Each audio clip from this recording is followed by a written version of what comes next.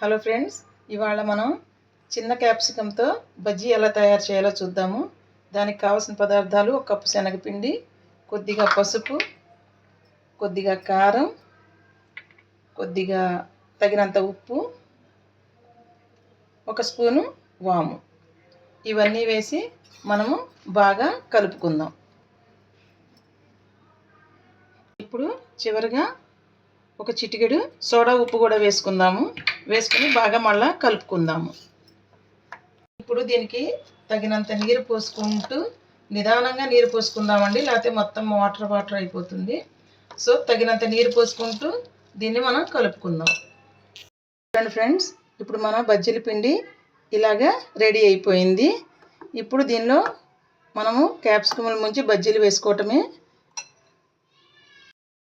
చూడండి ఫ్రెండ్స్, ఇప్పుడు మనం ఇలా చిన్న క్యాప్సికమ్స్ తీసుకుని నీట్గా కడుక్కొని రెడీగా పెట్టుకున్నాము. ఇప్పుడు వీటితో మనము బజ్జీలు వేసుకుందాము, రండి ఫ్రెండ్స్. ఇప్పుడు నూనె బాగా వేడెక్కింది. ఇప్పుడు మనము ఒక్కొక్క క్యాప్సికమ్ తీసుకొని పిండిలో ముంచి నూనెలో ఇలాగా బజ్జీలాగా వేసుకోవటమే.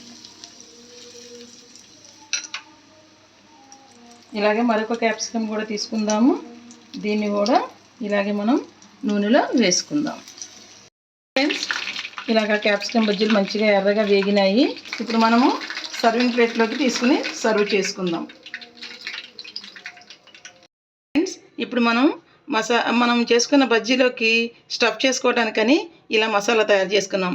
ఇందులో ఏం చేసామంటే వేయించిన వేరుశనగ గుళ్ళు, ఉల్లిపాయ ముక్కలు, కొద్దిగా కొత్తిమీర, కొద్దిగా కారం, కొద్దిగా నిమ్మరసం ఇవన్నీ వేసి ఇలా కలుపుకుని రెడీగా ఉంచుకున్నామండి.